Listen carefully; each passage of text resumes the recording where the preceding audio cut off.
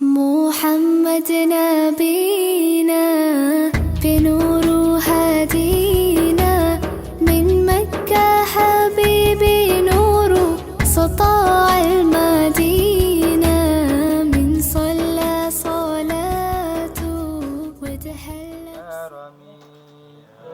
ربي بالمصطفى بلغ مقاصدنا واغفر لنا ما مضى يا واسع أكرم الخلق ما لمن ألوذ به سواك عند حلول الحادث العممي يا ربي بالمصطفى بلغ مقاصدنا واغفر لنا ما مضى يا واسع الكرم ولن يضيق رسول الله جاهك بي إذا الكريم تجلى باسم منتقم يا ربي بالمصطفى بلغ مقاصدنا واغفر لنا ما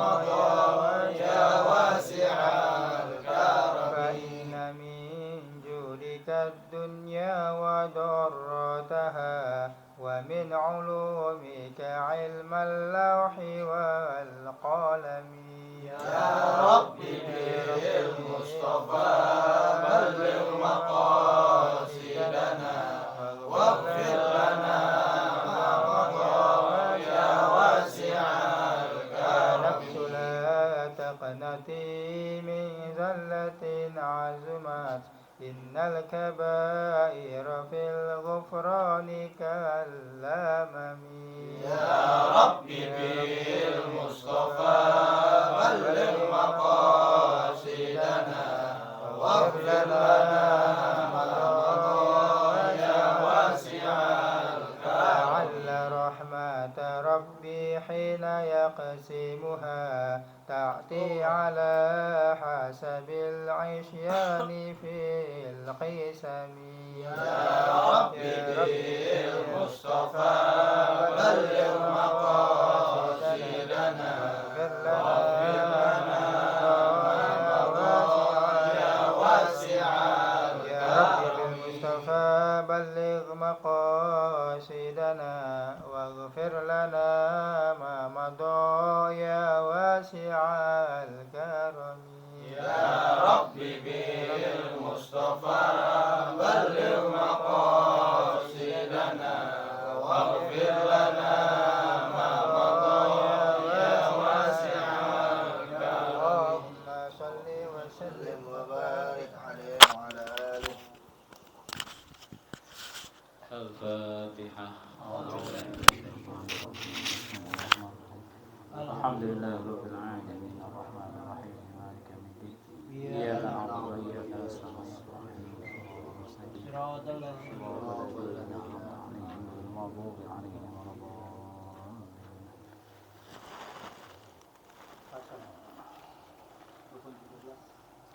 بسم الله الرحمن الرحيم. قال المؤلف رحمه الله تعالى ونفعنا بعلومه في الدارين.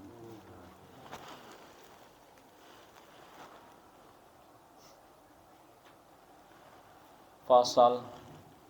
Segala rukun sembahyang yang tersebut terbagi dengan 3 bagian. Yang pertama rukun qalbi, artinya rukun yang diwajibkan hadirnya di dalam hati, yaitu niat sembahyang. Jadi ketika takbiratul ihram maka dibarengi dengan niat di dalam hati. Sholli fardhu subhi rak'ataini adaan lillahi ta'ala. Umpamanya Allah sajaku atau aku niat atau aku menyengaja sholat fardu subuh karena Allah Ta'ala.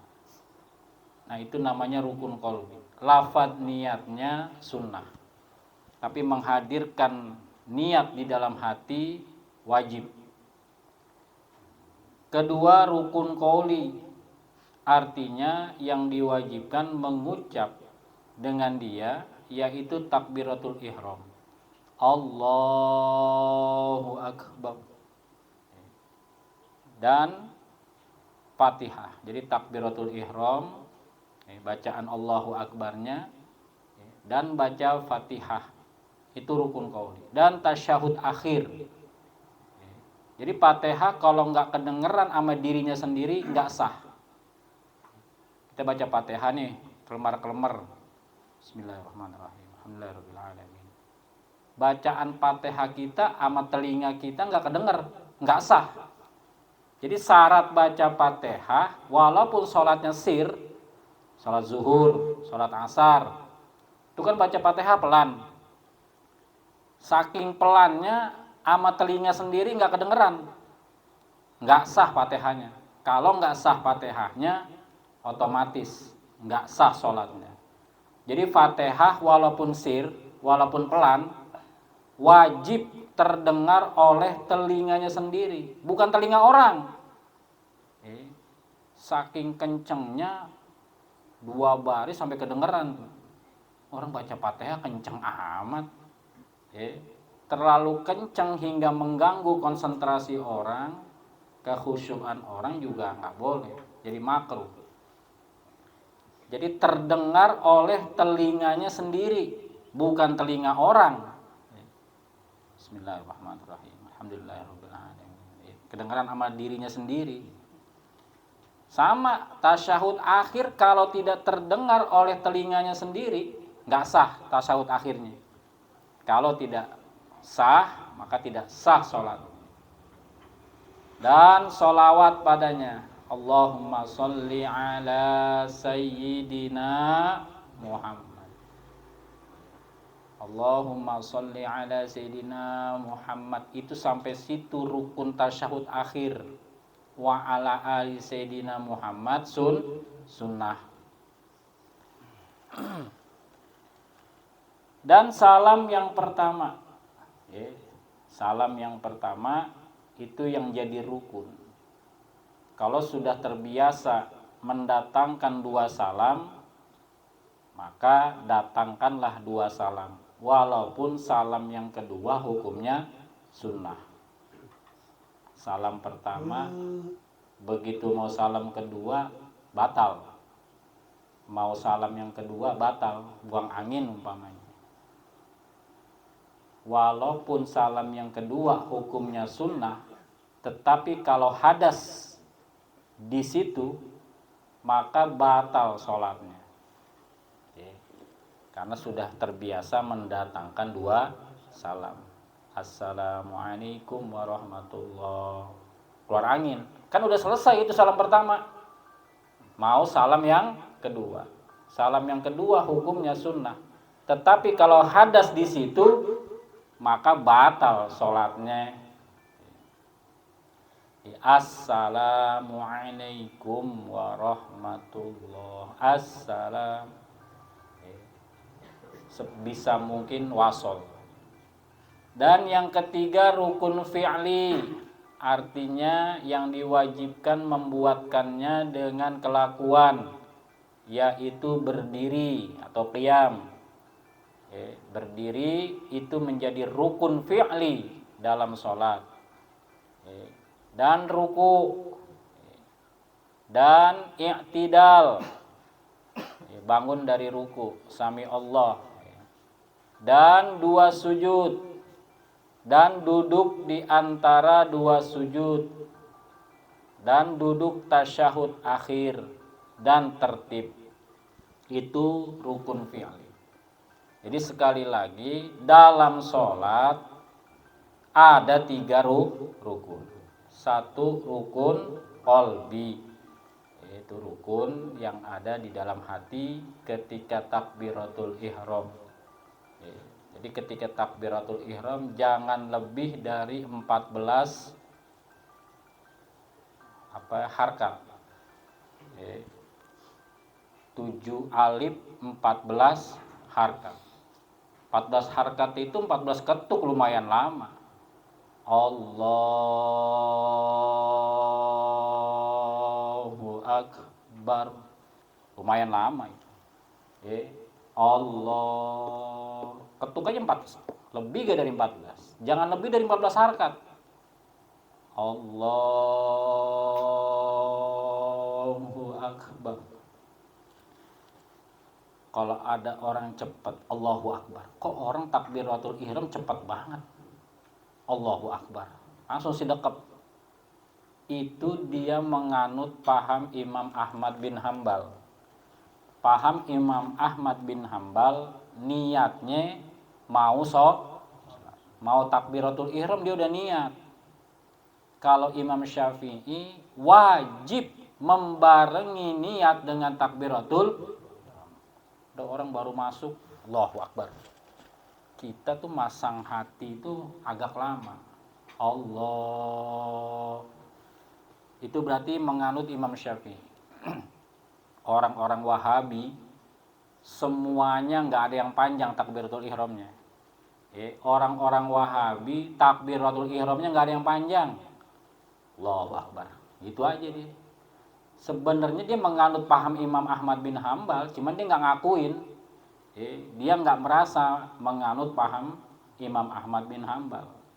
Dia taunya itu Rasulullah begitu takbiratul ihramnya. Padahal itu ajaran Imam Ahmad bin Hambal. Jadi kalau ada orang takbiratul ihramnya cepat, menandakan dia niatnya sebelum sholat. Tapi kalau dia nggak itikadkan itu, maka dia tidak sah takbiratul ihram. Sebab wajib hukumnya. Pasal segala sunnah sembahyang terbagi dengan 3 bagian. Pertama, sunnah yang sebelum sembahyang dan sunnah di dalam sembahyang. Ketiga, segala sunnah setelah habis sembahyang. Tadi rukun kebagi 3. Rukun kolbi, rukun qauli, rukun fi'li. Sekarang sunnahnya terbagi 3. Ada sunnah-sunnah yang dilakukan sebelum sholat. Ada sunnah-sunnah yang dilakukan di dalam sholat. Dan yang ketiga, ada sunnah-sunnah yang dilakukan setelah sholat. Sebagai lagi tiap-tiap sunnah yang dibaca, maka dikata sunnah qauliyah. Sunnah-sunnah bacaan ialah sunnah qauliyah. Dan yang dihadirkannya di hati disebut sunnah qalbiyah. Ini sunnah qauliyah, sunnah perkataan atau ucapan. Ada sunnah qalbiyah, sunnah yang dikerjakan dengan hati. Dan yang ketiga, sunnah fi'liyah. Ada sunnah-sunnah kelakuan, pekerjaan. Adapun segala rukun-rukun qauli dan sunnah qauliyah, maka sekalian itu nanti akan datang di dalam suatu pasal. Nanti ada pasal tersendiri, dengan pakai gantung lugat adanya. Adapun segala sunnah sebelum sembahyang, ada sunnah-sunnah sebelum sembahyang, maka bermula daripada itu azan. Sunnah sebelum sholat adalah azan. Lebih utama mana azan sama qomat? Lebih utama azan. Qomat. Azan yang lebih utama. Kita sholat sendiri di rumah. Masih lebih mulia azan daripada qomat. Walaupun sholatnya sendiri. Udah kita azan aja sendiri. Pelan-pelan aja. Allahu Akbar, Allahu Akbar. Allahu Akbar, Allahu Akbar. Asyhadu an la ilaha illallah. Daripada qomat lebih mulia, lebih utama azan. Tuh di antara sunnahnya. Maka azan sunnahnya dia memiliki wudu, suci dari hadas kecil dan azan. Bolehkah azan dalam keadaan berhadas? Boleh. makruh, cuman orang azan nggak wudu lagi boleh, cuman makruh jatuhnya. Dan gak usah pakai yang macam-macam. Azan itu bukan baca sholawat. Innallaha wa malaikatahu, nggak usah pakai gitu-gituan. Azan bukan baca sholawat, bukan baca maulid. Azan mah azan aja, nggak usah innallaha wa malaikatahu, nggak usah pakai innallaha, udah azan langsung. Bismillahirrahmanirrahim, Allahu akbar, Allahu akbar. Nggak usah pakai innallaha, nggak usah gaya-gayaan. Salah lagi itu pakai speaker didengar orang. Tuh orang yang azan ngaji apa kagak sih? Gitu ntar pakai innallaha segala mau ucap maulid, langsung azan, Allahu akbar, Allahu akbar, Allahu akbar. Yang azan jawab, bukan yang dengar doang yang disuruh jawab. Ada kitab namanya kitab kabair. Kitab kabair itu isinya 300 dosa besar. Kitab kabair isinya 300 dosa besar. Di antaranya orang azan gak dijawab. Di kitab tersebut, saya lupa karangannya siapa. Di kitab kabair, orang gak jawab azan itu kategorinya dosa besar. Kita lagi ngobrol, azan, dengerin. Kita jawab. Ngobrol nggak apa-apa, kita jawab. Allahu akbar, Allahu akbar. Jawab, dengerin. Lagi sesibuk apapun, kalau memang bisa di stop, dengerin. Di antara orang wafatnya su'ul khotimah itu karena menyepelekan mendengar azan. Jadi kalau azan dia nggak peduli, dia nggak gubris, dia nggak ngehin, itu menyebabkan wafatnya su'ul khotimah. Na'udzubillah min dzalik. Dengerin azan. Yang azan jangan mentang-mentang azan dia nggak jawab. Yang azan jawab, makanya mesti ngaji. Allahu akbar, Allahu akbar, Allahu akbar. Pelan sir dia jawab. Asyhadu an la ilaha illallah. Baca di pelan, asyhadu an la ilaha illallah. Jangan pakai wau. Wa asyhadu, jangan langsung asyhadu. Kalau baca tasyahud baru pakai wau, wa asyhadu. Kalau azan mah enggak ada wawunya. Asyhadu, asyhadu an la ilaha illallah, asyhadu anna Muhammadar Rasulullah. Di situ ada kesunahan. Tapi jawab dulu asyhadu anna Muhammadar Rasulullah. Marhaban bihabibi wa qurrati aini Muhammad ibni Abdillah. Dikucek, dioles matanya. Saya dapat ijazah dari Kiai Tibrizi. Agak beda cara ngusapnya, cara ngusap matanya. Tapi ya sama aja sih, tergantung ya sanadnya. Kalau para habaib begini dia cara ngolesnya. Jadi ini dikecup ya, dikecup ini. Kalau habaib ya, bukan di sini nih, bukan di sini nih, rada ngat dia di atas mata, di kelopak mata, bukan di sini, di kelopak mata nih, di bawah alis. Tapi saya dapat ijazah dari Kiai Tibrizi nggak begitu caranya. Jadi gini nih, 3 kali. Tapi iniqot, disimpul. Asyhadu anna Muhammadar Rasulullah. Baca dulu asyhadu anna Muhammadar Rasulullah, baru baca marhaban bihabibi wa qurrati aini Muhammad ibn. Siapa yang ngamalin itu seumur hidupnya nggak bakalan kena penyakit mata yang parah gitu maksudnya. apa katarak, apa kebutaan. Jadi yang mengamalkan itu Allah hindari dari penyakit mata yang berbahaya. Ini Nabi Adam di surga, tiang-tiang bertuliskan lafaz Muhammad.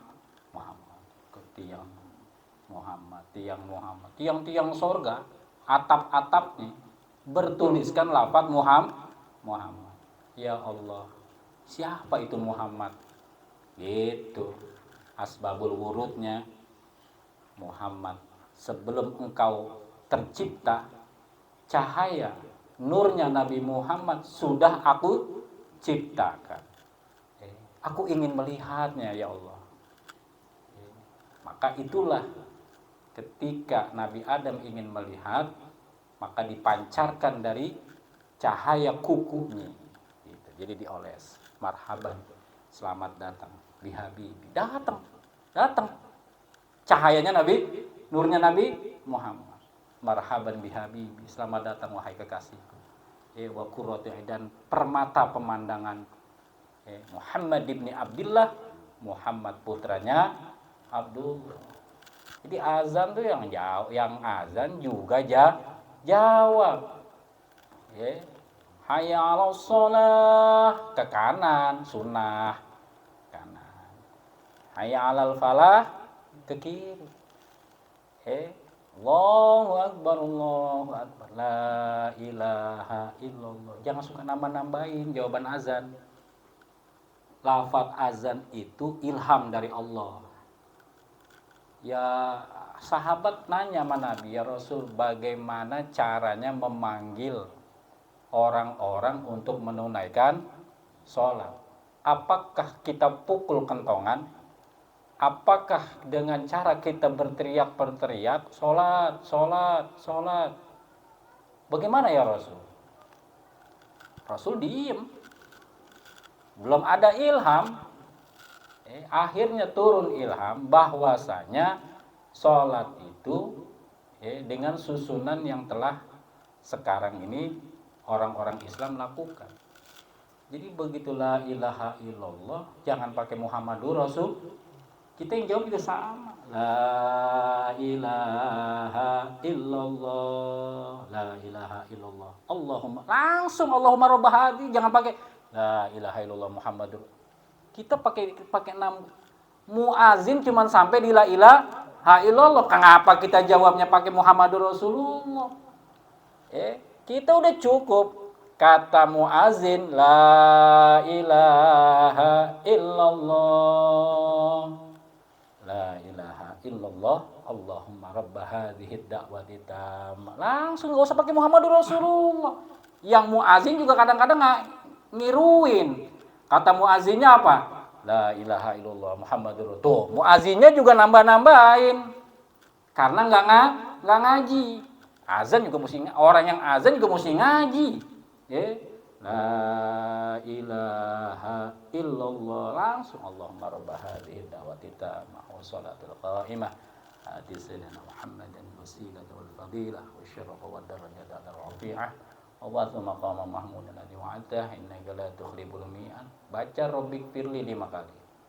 Rabbik firli wa li walidayya, rabbik firli wa li walidayya, rabbik firli wa li walidayya, rabbik firli wa li walidayya, rabbik firli wa li walidayya warhamhuma kama rabbayani shaghira. Siapa yang baca rabbik firli wa li walidayya 5 kali setelah azan, maka kalau dia belum pernah berbakti kepada kedua orang tuanya, ditulis oleh malaikat sebagai anak yang berbakti kepada orang tuanya seumur hidupnya.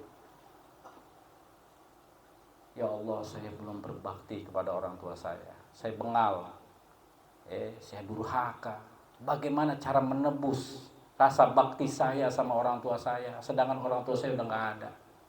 Dulu masih adanya, saya banyak gak nurutnya, saya banyak nyakitinnya. Maka kamu baca tuh doa rabbik firli wa li walidayya warhamhu, rabbik firli wa li walidayya 5 kali setelah doa azan. Maka seolah-olah kamu berbakti kepada orang tuamu seumur hidupnya. Seumur hidup. Jadi kalau kita merasa belum berbakti kepada orang tua kita, ngamalin itu jadi sudah mencakup berbakti kepada orang tua kita. Jadi sekali lagi, la ilaha illallah, jangan ditambahin Muhammadur Rasulullah, langsung la ilaha illallah Allah. Kalau memang Muhammadur Rasulullah itu ada, pasti setelah azan ada Muhammadur Rasulullah. Kenyataannya azan ditutup dengan lafaz la ilaha illallah. Kalau emang ada, harusnya lafaz terakhir itu Muhammadur Rasulullah. Kenyataannya cuma sampai di la ilaha illallah. Jadi kita jangan suka nambah-nambahin. La ilaha illallah. Sama kayak mahalul qiyam. Mahalul qiyam itu kita suka nambah-nambahin Allah. Emang pinteran mana yang ngarang sama kita? Pinteran yang ngarang Allah ya Nabi. Lah, kan kagak ada Allahnya. Kita aja nambahin Allah. Ya Nabi salam alaihi. Allah ya Nabi, enggak ada Allahnya, langsung ya Nabi. Kesian yang ngarang. Capean dia istikharahnya, capean dia yang ngarang riadohnya. Kita mah tinggal baca. Jangan suka nambah-nambahin. Emang kalau nggak pakai Allah nggak sedep. Gentakannya kurang Ustaz. Jadi biar ada nggak gentak gitu. Allah ya Nabi. Karena ada gentakannya tuh pakai Allah. Tapi kan ente nambahin itu, kagak, kesian sama yang ngarang maulid. Yang ngarang maulid capek, begadang, istikharah, mujahadah. Ente nambahin aja Allah, nggak usah ditambahin, udah sedap juga nggak ditambahin. Kebanyakan bumbu jadi, kurang sedap. Wallahu a'lam bishawab. Bismillahirrahmanirrahim. Alhamdulillah ghafur lil ghururi wal gharqi bil umuri wa hamaqatil hubur wa salatullah dawama wa salamuhu tamama ala man yaji imama wa li anbiya khitama wa ala al alil kirami was sahbi kan nujumi bi qudwatil marami للعرب والعجم يا ربنا اعترفنا بأننا اقترفنا وإننا أشرفنا وعلى لظى أشرفنا فتب علينا توبة تغسل كل حوبة واستر لنا العورات وآمن الروعات واغفر لوالدينا ربي ومولودينا والأهل والإخوان وسائر الخلان وكل ذي محبة أو جيرة أو صحبة والمسلمين أجمع آمين ربي أسمع فضلا وجودا منا لا باكتساب منا بالمصطفى الرسول نهضى بكل سول صلى وسلم ربي عد الحب وآله والصحب عدد ضص الصحب والحمد لله في البدء والتناهي.